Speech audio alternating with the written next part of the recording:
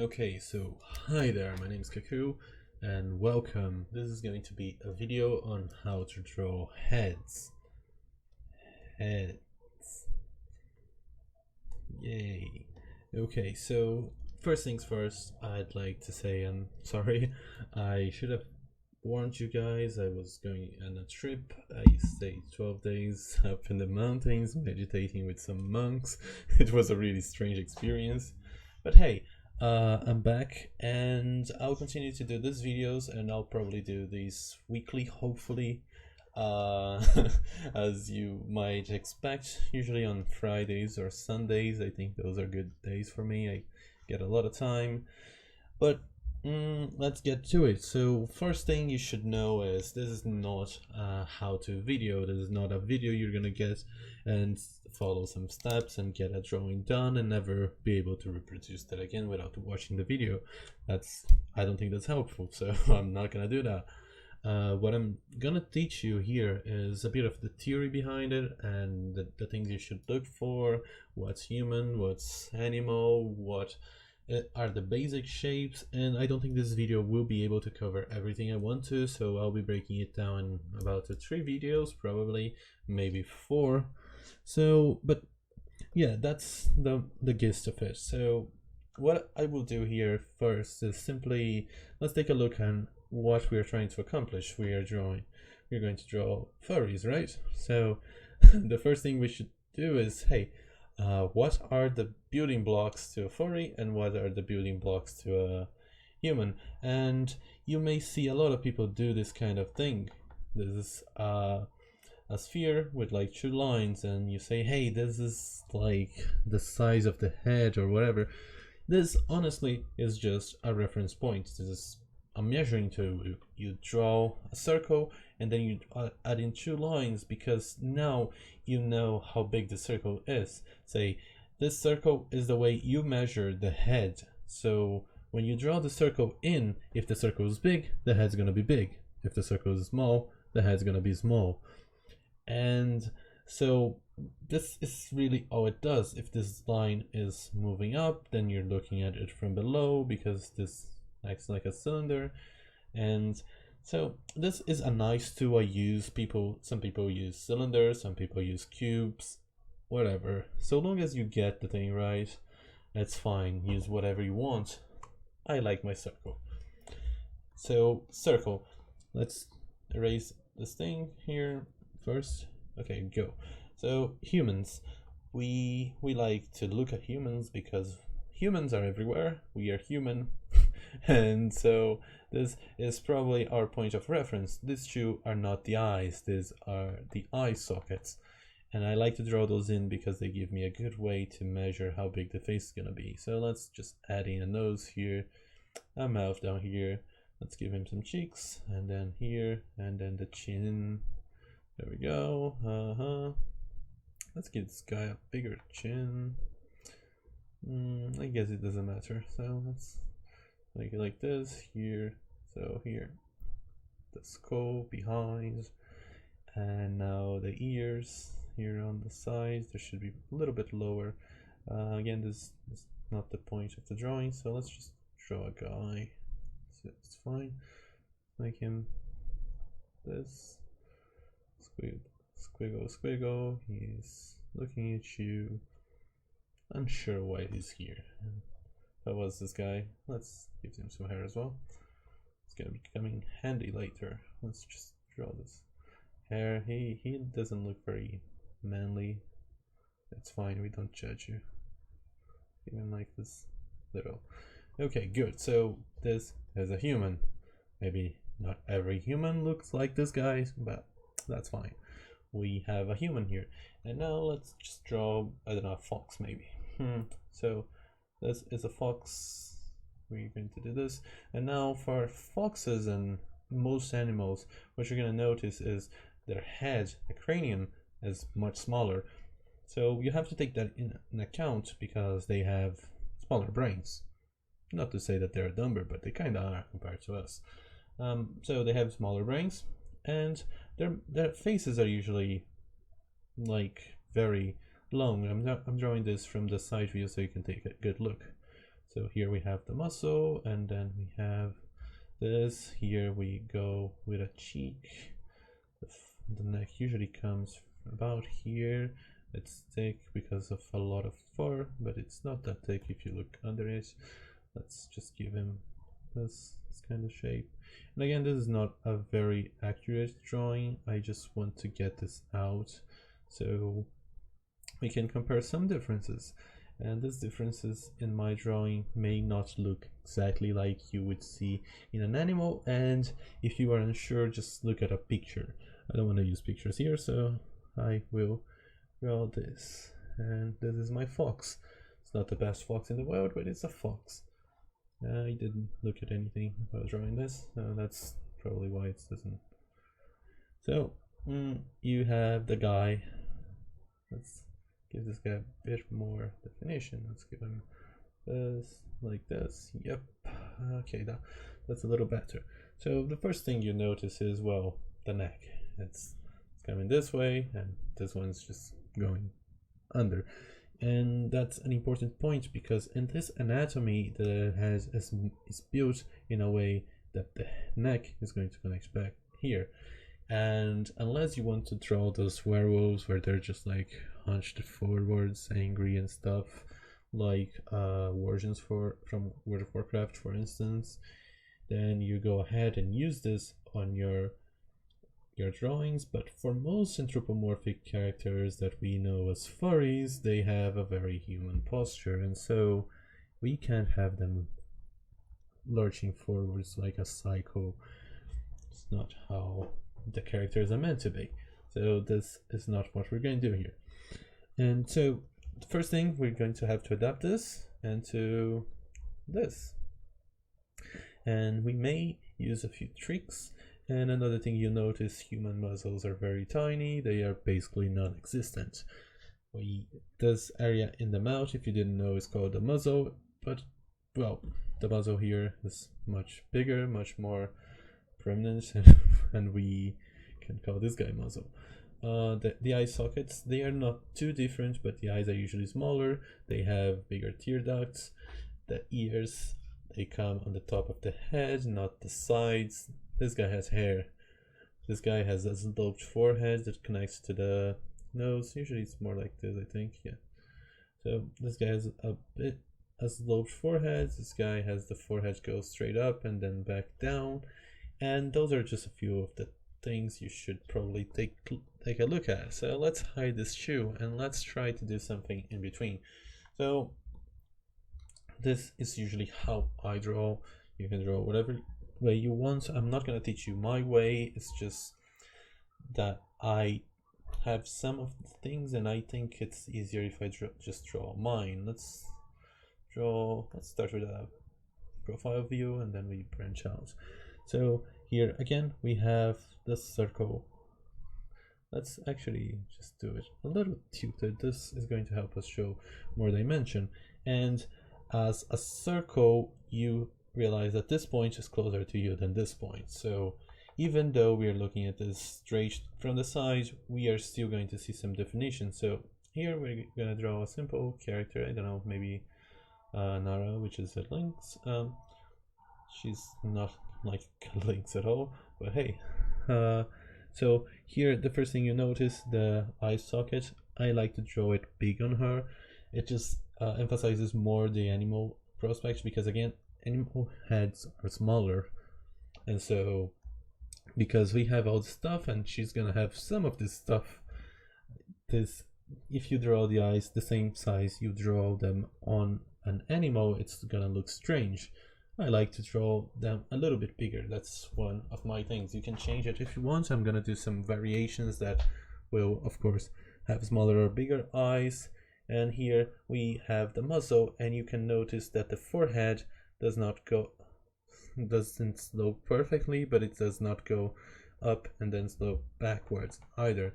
I just put it on in between. I think it looks good like this. The nose bumps up a little bit here, and then you have the muzzle, and it goes back here, and then around the middle point of this side of the sphere. And remember, This is technically the front of the sphere. This is the side. So around the middle of the side of the sphere, not just the middle of it, I like to add in the line that's going to define where the ears are and also where the cheek ends. This is all measure, measure, measure. I'm not going to bother to teach you all of this. We are going to go over it to a piece. Let's just give a bit of a mouth here. Then the nose. Let's make it a little triangular. It's a cat after all. Here, there we go, nose. This should be a little bit more forwards, I think, but that's fine. So the eye, it's a circle, so we draw first the circle and then we cut it to make the eyes, and then here's the lid. So and then here where that character should, her muzzle should be shorter, I think. Yep, more like this. So let's just do that.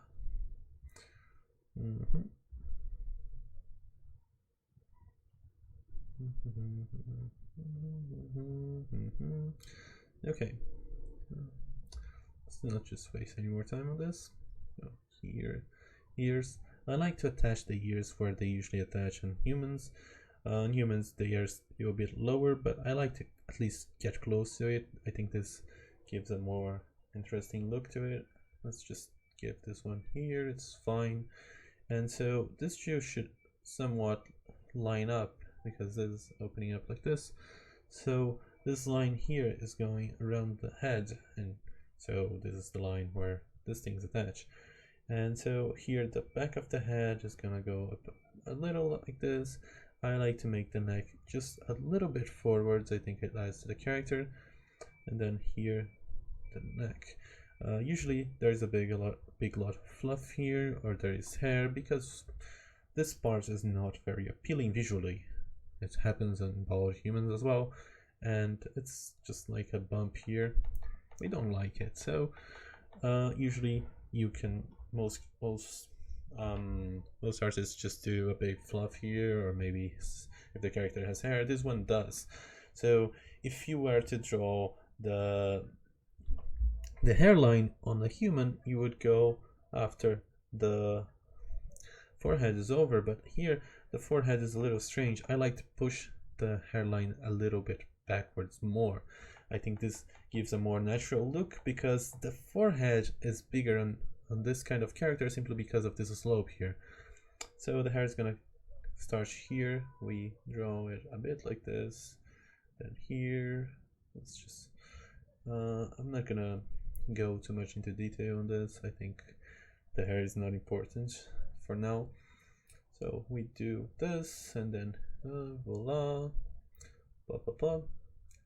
Let's give a little bit of the torso, and you have somewhat a character's head is not straight here. You can notice she's slightly turning her head towards us, just a little bit. I really dislike straight on views. I think it kills the character. So, and pardon me if this is really sketchy. I don't want to get into refining because this is a tutorial and you really don't want to watch me like draw for a whole hour just because I want to refine every drawing I do. This is mostly to teach you, and I will do a few more slightly refined sketches by the end to show you how to apply this kind of things. But here you can see that this anatomy, if you can call it that, it's a fantastic anatomy. This is not in nature, but we use things from nature to create it, and that gives it a somewhat realistic look.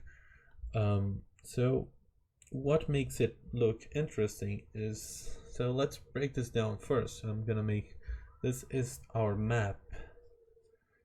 Let's just draw this a little bit bigger. I think it's gonna be helpful. So this is the map. Here is the symmetry line. We draw it on the middle so we know which side is which side. And then here we have the other center line for the sphere. And so here we have the eye sockets. These eye sockets can be wider, shorter, taller, you name it. And these are going to give your character a lot of, how do I say it? Eye sockets, like big eyes, tend to refer to younger people, especially babies, because babies have big eyes because their skull is kind of small. So if your character has bigger eyes, if it has rounder shapes, then all that contributes to them looking more young and innocent. If you have, on the other hand, smaller eyes and you have this whole sharp edge, you have a meaner character, you have someone who is hiding something usually, and you have a more mature character. And I will give you an example of this by the end. And so the height really impacts on how big your character's eyes are gonna be. So if you make it higher, it also has to be a little wider. You don't have to go overboard, but remember, there is a ball that sits in here, that these are the actual eyes. So, and what's important about these two shapes here you draw, which are the eye sockets, is the distance between them. If you make the distance very thin, it's going to resemble some animals more than others. And that can also give you a lot of character. Say you have this part thicker, your character is going to look more robust, manly, if you will. So if you want a character that has to look tough, this is a good point to increase. If you want it to look more fragile, I guess, then you should make this smaller. But don't go overboard, or otherwise it's just gonna look retarded. I'm sorry, it's what happens. Same thing for both sides. So after that, usually by the end of this, since this, remember, it slopes forwards, there is no change between here and the muzzle. So I like to draw this shape for the muzzle. In the front, I think it helps me to see it better. So here you can go on as much as you want and just become like a bird. It's not how it's supposed to be visualized though. So say it's like up to here, this creates a plane, and on the nose usually there is this bump here. This part is higher. Let's take a look at it from the side. On the nose, the actual nose, usually the nose has its own bump, its own area, so it would go like this. So this is just slightly raised, usually on most animals, and then it just slopes down here into the muzzle. And so you can say there is the nose area on the muzzle, and there is the actual muzzle, which is the mouth area. So the nose would sit here, and the nose shape depends a lot on the animal. I suggest you look it up for the animal you want to draw. I'll draw a few generic ones. They're usually in this triangular shape, maybe more rounded up, more rounded down, or completely different depending on the animal you're drawing. This is probably going to be focused mainly on felines and canines because those are the most common we see every day. And then the mouth, like here, the mouth wraps around because this is a 3D shape. This is not a static 2D thing. And this kind of visual map you have to create so you can draw this from any angle. You don't have to memorize everything, but you should practice until you at least get the placements right without making a bunch of lines.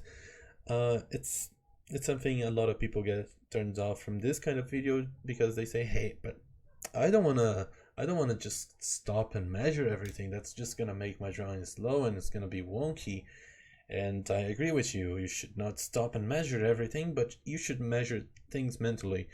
If you make a mistake that's too big to be noticed immediately by someone, then you fucked up.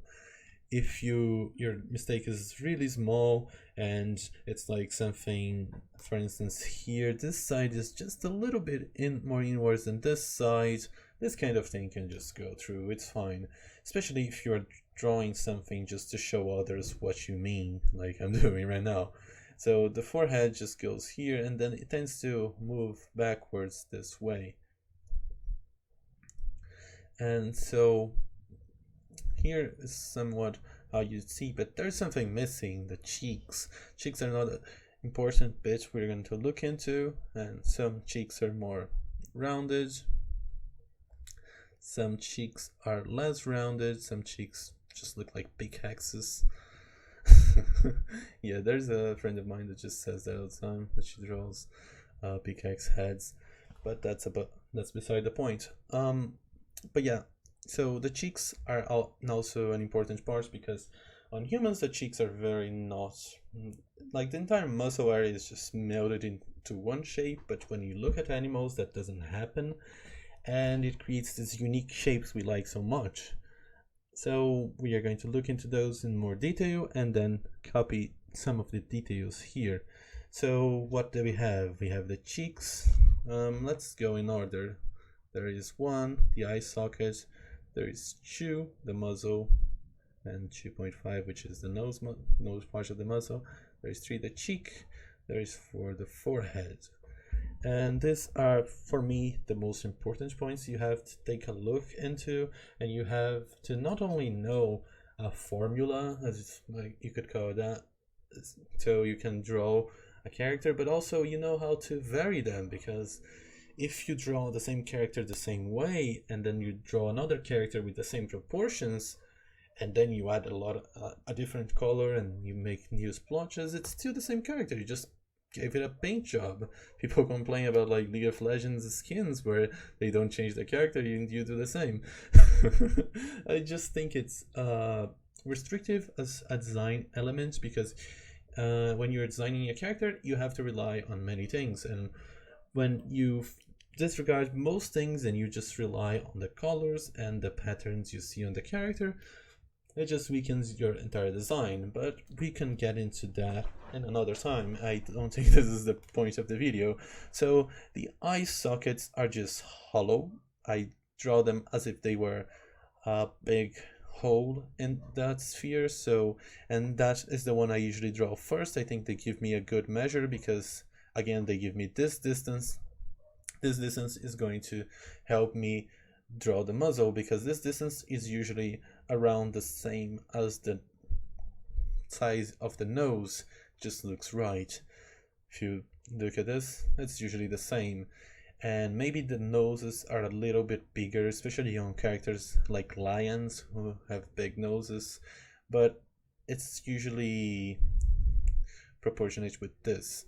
And so this also helps your character look more manly. So let's try this out. Let's just do 2 variations here real quick. This one's looking a little bit down and somewhat to the right. So we just draw this. So this is a very simple shape. It's going to be a female. So here immediately you can tell a few things about the character. Eyes are wide and somewhat they are pointing up. So this character is either wide eyes, and I know that eye sockets don't actually move if you think about the characters, but this is not exactly the eye socket, but more as a big 1-2 with the eye socket and the eyebrow. Don't think too hard about this. This shape just helps you place where the eye just goes in, then comes out, because here we're gonna have a sphere. So this sphere, we are going to use the simple logic. You have the eye here, and then instead of thinking, hey, this is an eye, think a little bit deeper. What's under the eye? So you have a sphere under, and this sphere just has to be cut. You just have to put something, the eyelids on top of the sphere, and now you have an eye. Hooray! And this helps you think of the volume. So here the sphere is going to be here, so this side is going to be more prominent of the sphere, and then here the eyelids just cut off, and here as well. And this gives you a better shape, but also this helps you think of the eyes, really, like so you don't draw the same shape you see from one angle in every angle, because that's going to be wrong. And that's something that happens a lot with anime characters, because a lot of times you mostly think of their eye shape from one angle, and then when you get to the other angles it doesn't look quite right, because you're basing your design on one view only, and that's bad. Don't do that, folks. And so here she's looking this way. Let's add in the other eye, and here this eye is gonna be different because again this sphere is way more in here, so this contour of the sphere is gonna show here. And you see, if you think of this form, it's not that difficult to make eyes that look realistic. I like to give it a little shadow here from the upper eyelids. I think that's a generic thing. It's almost a rule of thumb. You can add it in whatever drawing. It's gonna help you show the depth. And here you just add in the folds of the eyes. So the eye is really just this, the slits, and then you have the folds, and maybe here you can indicate the bottom eyelid. It's not necessary, especially for this kind of character. And if your style is more cartoony, you can get away with not doing it. I like to add a little bit of tone like this, usually under the eye. This gives you an impression that you drew the eyelid, but you did not. And that's a very clever way to do it.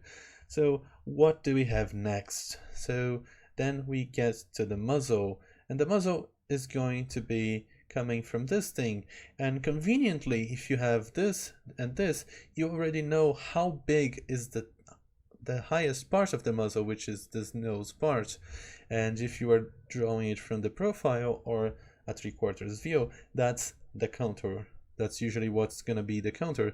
And you can just draw in from this line that you drew earlier. If you want, you can just pull out the muzzle. And remember, we are thinking of 3D shapes. We are thinking this is a circle, and from the circle something's coming out. Into the circle something's going in. That's the eye sockets, and that's the muzzle. So here I'm just drawing as if this line just kept going and then went down. And then later we can add in the rest of the muzzle, which is this part here that's hidden, and then this part here that's way not hidden, that's in plain sight. So here, here, here, and here. So here we have the muzzle, and then from the middle you can just draw in a line, and this is the center of the nose. You should do this every time. Your noses are never gonna be wrong. Wow, how cool is that? It's really simple if you think about the forms, but here's the problem. A lot of times you don't really think of the forms, you just think of the shapes. And the shape is just how this eye looking forwards looks, but if you look at it from the side, say the ball is here, if you look at this eye from the side, it's gonna have a different shape. So this eye and this eye are different shapes, but the same form.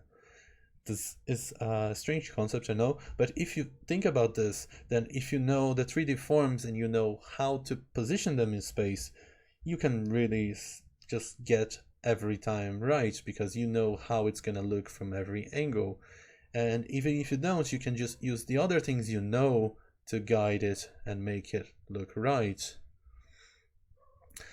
And I think it's important to start to think about these things, even if you can't do it right away, because this is what is going to really improve your drawings.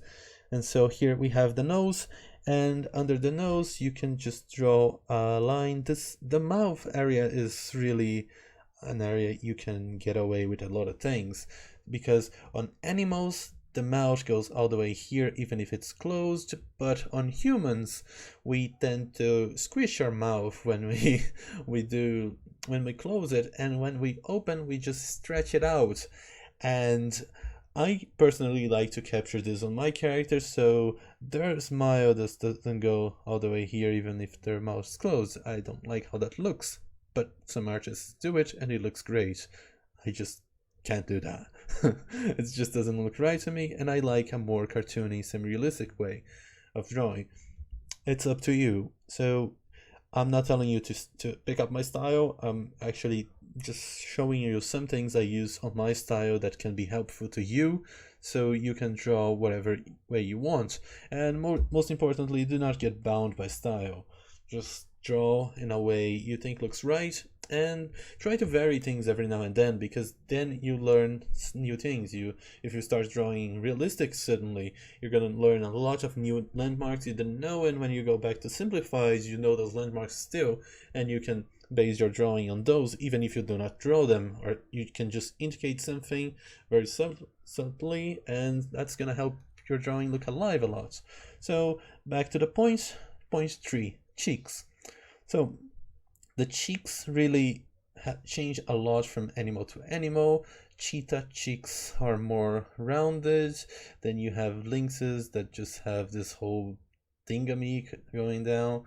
I have no clue what that is. It's just like a bunch of hair. Then you have foxes. They tend to have more fluffy cheeks. Dogs sometimes don't have anything there at all. Sometimes have a lot of fur. That depends on the species. And so cheeks, say this guy has fluffy cheeks. Let's just pick that one. So what the cheeks are gonna be, they go all the way to that center line on the side, usually. So let's give this guy cheeks that do this. So again, the cheek main form is simply this. It goes here. So if you can think of this shape, but I usually don't draw this shape, but if you're having trouble, draw this shape. This is going to help you a lot. Same way on this side, here is this shape. You can alter the shape, you can make it droop down more. This character, he's looking happy. See how he's smiling. So his cheeks naturally go up a little. This is something humans do more than animals, because animals don't often smile. You can use this to show emotion. If the character is really sad, the cheeks go down. If he's really happy, cheeks go up. So this is the general form you're gonna be thinking of, but when you draw, you're just gonna draw the silhouette usually, because that's how most people draw it. But you're keeping in mind this kind of thing. And when you see a good artist or a great artist, or the guy you inspire your art from, oftentimes you're gonna see him draw a lot of things straight away, but trust me, he's thinking of this kind of shape. He's thinking of the 3D space that the character takes, even if he doesn't draw it correctly, even if he doesn't draw it in a normal way, or if he simplifies everything. Still, this is the foundation of the art. You can take this and go more towards realistic, you can go more towards a simplified cartoony style, and that's up to you. But every style has to think of form. The only difference is how much you break up these forms into others.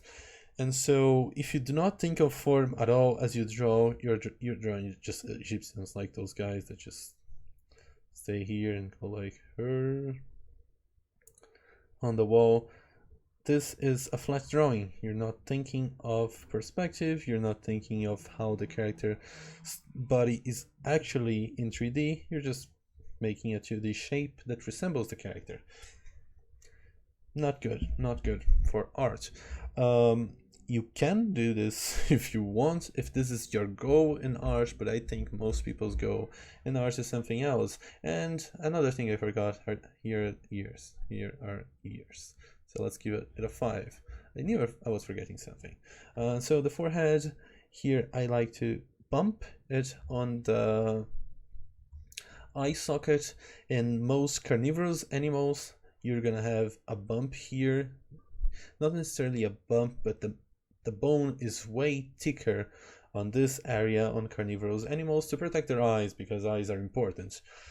On herbivorous animals, this area is slightly less so, because they don't just lunge at others that can hurt them. Usually, I think that's the reason. And also, I think I forgot to mention is, when you are drawing herbivores, the eyes are more distanced, because for a predator, he has to have both eyes looking at this guy he's chasing, usually. And for people who don't really care about chasing people, the best thing is to look both ways. And so that way you get a wider view, you get a wider angle, and so you are more protected. So this one prefers to have a bigger sense of depth, so you can chase someone down, you can judge how distant you are, and this guy just wants to see the guy so he can run away. And this applies to most things, but not all of them. I am looking mostly at mammals right now. There are some things that do not go along with it, especially with insects and such, but that's for another day. I will continue this video about how to customize the character, if you will, and how to implement certain things from certain races. But let's just finish this. So here is the forehead. I like to give it a bump there because of that reason, and then it slopes back, and then it just goes like a human face head. You have the cranial mass here because these characters are usually intelligent and brains are nice. Plus, this gives you a place to grow the hair. If you're like a pure animal, no hair can be grown, and that's fine. A lot of people do this kind of style where the character's head is just flatter, it's smaller, and so you usually can put hair there. And if you don't, it looks right because there's not supposed to be hair there. But if you do this kind of shape, it's usually best if you have some hair. Now, ears, they come from usually just above the cheeks, and they go up like this. On most characters, at least for me, you can do them more closer up here or down. Just keep in mind that you're following this line because they are in the middle of the head, or maybe you want to do them more to the back, but keep them aligned with each other. Like here's one here and then one here. Just looks weird. Don't do that. So here we have a ear. Here we're gonna have another. And one thing that a lot of people forget, especially if you draw hair on characters, is that the ears, they grow from the skull, they don't grow from the hair. That's something you should probably remember, and it sounds obvious as hell, but people usually draw the hair and then the ears, and then they draw the ears following the shape of the hair, which usually means they don't connect to the hair, and people often just draw this part of the ears because this is usually the part that shows after the hair is all over the place. I can go into more detail of that in the intermediate part. I think this video is getting quite long, so let's just wrap this up. Here's some hair. I usually dodge the ears with the hair. It grows around it for me, so it grows from the sides, but it doesn't grow on the ears, it grows in front of them. This, I think, makes the characters I don't know, the hair shape more natural, because otherwise it's gonna just invade the ears and everything. It's fine for you. This is a point I created. You can change it. Nothing here is a law you have to follow. The neck just tends to come from this part here, the widest, the highest point of the skull, and under the chin, and they go here. Pro tip: if you're drawing a neck, the neck does not connect straight onto the body. It connects in an angle, because this part is higher, this part is lower, so this part connects lower, this part connects higher. Great. So here we're going to draw a neck on this little guy here that's overly shaded everywhere. Poor guy. And voila, you have your character in, but most importantly, think of the character as 3D. Here you can clearly see which planes are which, and then when you're gonna light, this is gonna help you a lot. And if you don't know how your character is three-dimensionally, the first step is to actually try to create some shapes that match his form. Simplify as much as you can, and then complicate it. If you can't do simple forms, you're not going to do complicated forms. Don't try. So first get the first few simple right, and then you can move into more complex stuff. So let's go for some demonstrations here. Okay, here I'm gonna do a little bunny, I guess. So bunnies are interesting because they have this, the bunny's head is mostly their muzzle. They have huge muscles, and so one way to capture that is to give this guy barely any forehead and just pull it right into the muzzle. And here you notice I started with the muzzle because I think this is the most important shape in this character. You can start with whatever you want so long as you know what you're doing. If you have a plan, go for it. I am slightly raising his head, so we're going to see under his cheek, under his chin, and all the forms are gonna be altered to match that. Here I'm gonna give him big eyes, and his eyes, as they're gonna be really spaced. I still keep herbivores looking somewhat forwards, even though they probably shouldn't. I just think because since we look for human emotions, it looks really strange if you don't do that. So for me, I make them more spaced, but I still make them look forwards. It's up to you, if whatever you want to do, but keep in mind what you are trying to aim. So here, I think this is too long. I overdid it. So here, yeah, this is. I think this looks better. This here probably less muscle would look best. So now that I shortened this part is wrong, and let's just redraw this. Eye socket goes here, then the eyes are here, and voila. So here you notice his head is really long, and that's fine. It's usually how it goes when you make more animal characters. You can give him those big ears. Pull this here. Here. Let's just shade this thing in. So now we just do this here, and let's give him a somewhat slim build, and maybe draw a bulkier character just to show you how that could go. So here I'm gonna give this guy a bigger space between the eyes, more like this. Yeah, that looks good. Actually, it's a little bit smaller eyes. Again, let's emphasize this guy. Let's make him a bad guy. And so his eyes are just gonna be like this. He is angry. He looks angry. Does angry things. You can even do some wrinkles here if you want to make someone look really menacing. So here eyebrows are useful because we look for them for emotion. If your character has no eyebrows, then just wrinkle the skin here. Trust me, it's gonna help the emotions if you think you need the eyebrows to show them. So this guy is just like, yeah, I'm gonna fuck somebody up. That looks about right. And so we give him a big muzzle, square jaw. Square jaws are usually associated with masculine features, just something you should know. Bigger noses mean badder guys most of the time. It gives a more masculine face again. Let's just this guy a bigger muzzle.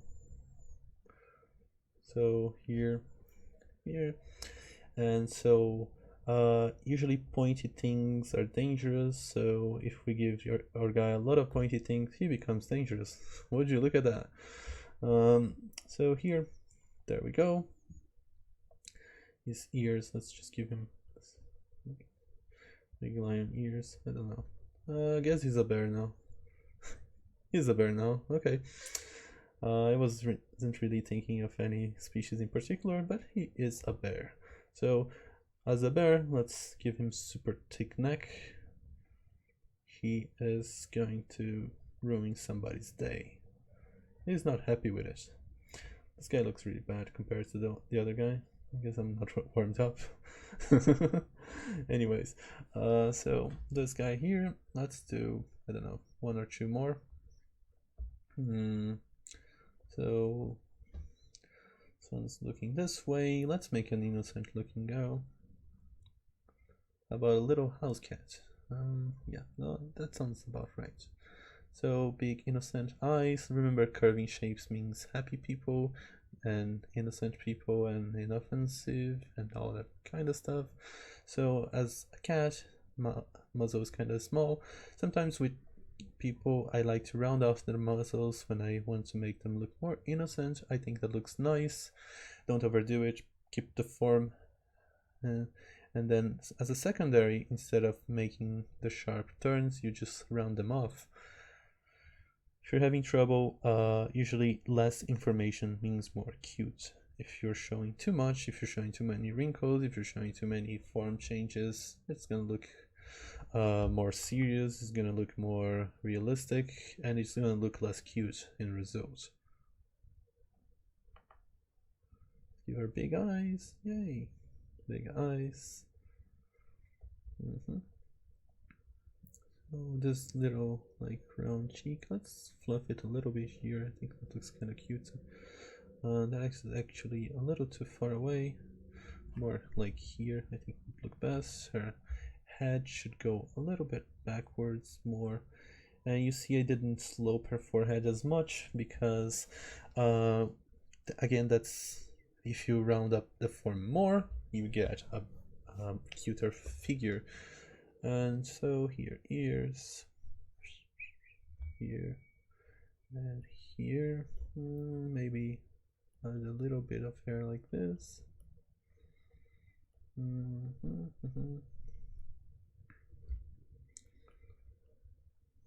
Have her hair go like this.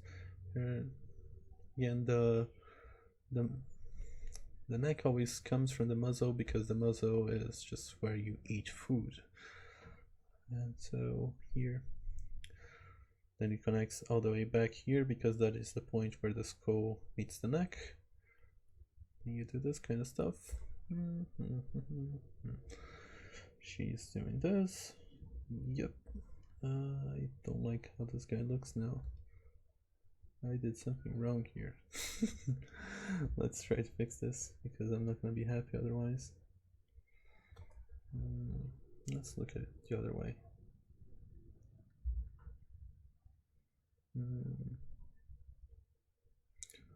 Yeah, there we go. I think that looks a lot better.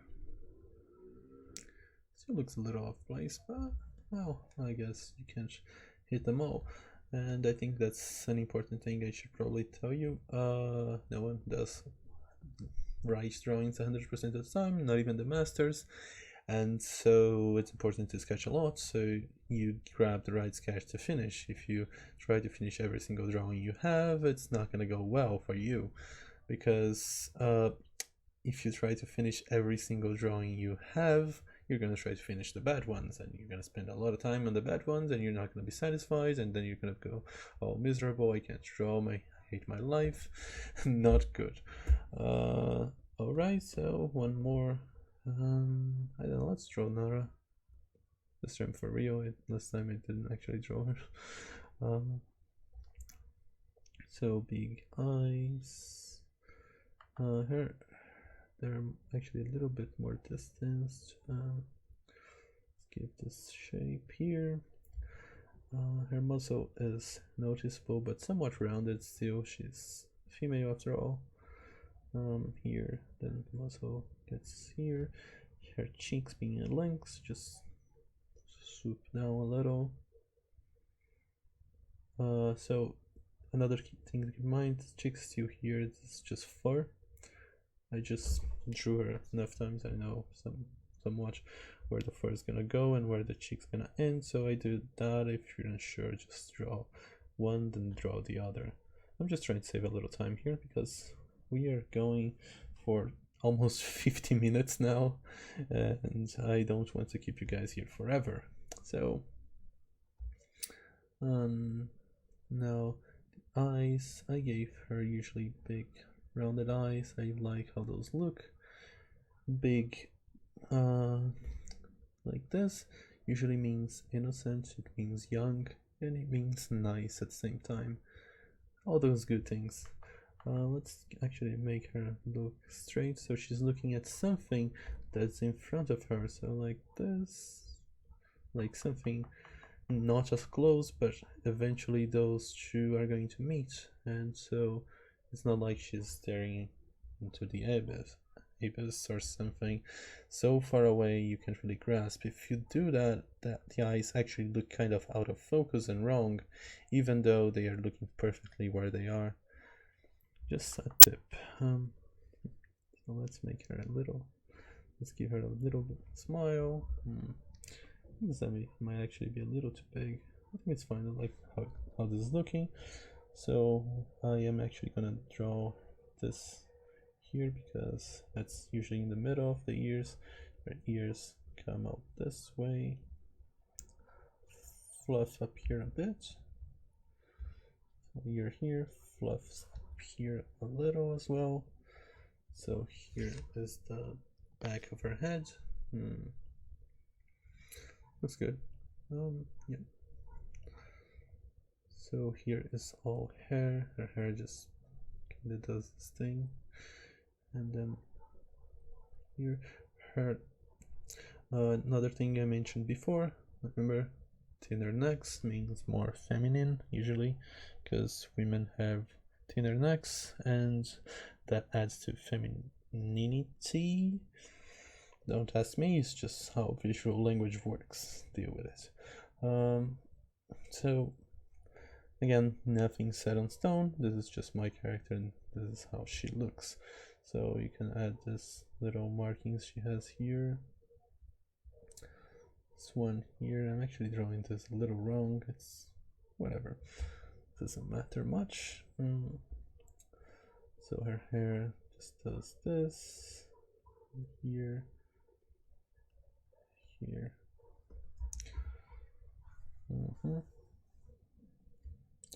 So ears here. Also another thing to notice, ears have fluff on both sides. It fluffs from the outsides of the ear towards the insides because you don't want stuff inside your ears. Your ears do not have fluff that just fluffs out of them. That just no. Keep that in mind, please. But yes. Okay, here is the muzzle. I think I got everything covered, and this would be my construction sketches. I oftentimes do this kind of thing before starting a piece, and this helps me think of all the mistakes I would do before I actually do them, and I fix them before I commit to the image. So that ends up saving me some time, even though it seems like I'm not, because I'm drawing more. I'm actually drawing less because I'm not redrawing everything I do. So yeah, I think this is it. Thanks for watching, and remember to subscribe if you want to keep following this series. This is the first part. Next time I'm going to focus a little more on details, variations between species and between characters, because it doesn't really matter if your character is of one species if everyone from that species is the same. Not quite as fun, is it?